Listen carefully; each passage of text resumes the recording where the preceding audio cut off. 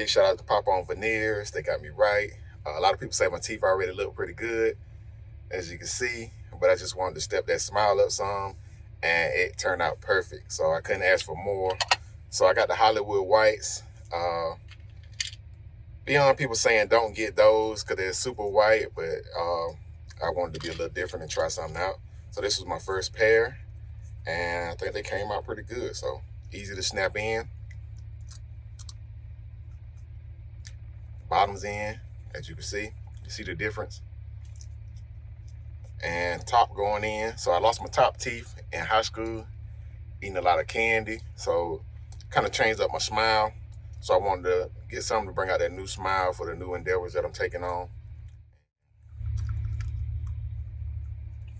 There you go. So they came in right on time. I'm getting adjusted to talking with them and couldn't be happier. So thank you, Pop On Smiles. You got to get yours because I got mine. You.